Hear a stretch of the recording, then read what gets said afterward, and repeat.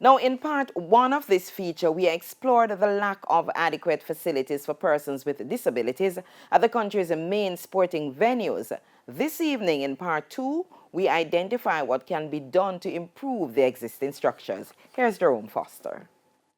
The National Stadium was built 60 years ago, and while there have been upgrades since then, most notably in 2002, many believe there is still a far way to go to make it more accessible to the disabled community. 550 spaces are available for the Champions League final in Paris on Saturday. But earlier today, a Liverpool fan group criticized UEFA for lack of wheelchair spaces and labeled the act as bordering on exclusion and discrimination. General Manager of the Independence Park Limited, Major Desmond Brown, knows they are far off in satisfying the needs of the disabled.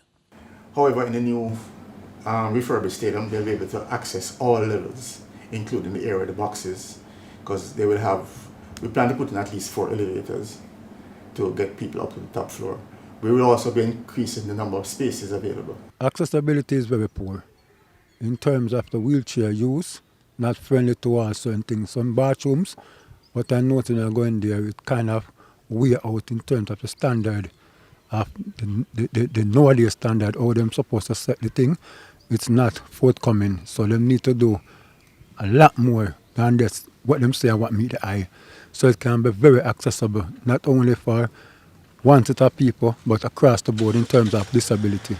With all the shortcomings, architect Conrad Jackson sees an avenue for change within the existing structures. What you have to do is you create an elevator shaft somewhere close to where is a central gathering point or a circulation point throughout the building that you'd be able to create that elevator shaft. So you figure it's either tack on the outside of the building where you may have a main corridor or a lobby that the elevator can tie into, so when someone comes in at a general area lower down where the physically challenged would have access on the ground floor, that they'd be able to move up. And when they move to the different floors, that they'd be able to traverse from the different levels from point A to point B.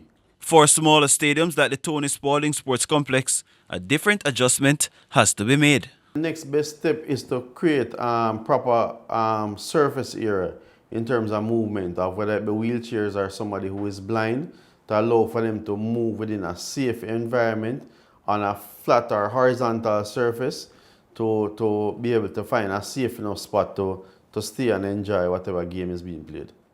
While there are no reported cases of mistreatment of the group to their parent body, the Jamaica Council for Persons with Disabilities, it's not far-fetched in the future. I'm sure as, the public education ramps up and as persons, go to places and find challenges, then the complaints will begin to come in and persons will be able to get the support that is required. I see that they're trying their best to put into place things, but it still need more feasibility that the eyes can see in terms of the movability. The mobile, sometimes the sidewalks or the areas, you can see that it's a little bit shaky. They might have their challenges, but reduction in barriers could pave the way for the disabled community to feel more welcomed at sporting venues. Jerome Foster, TVJ Sports.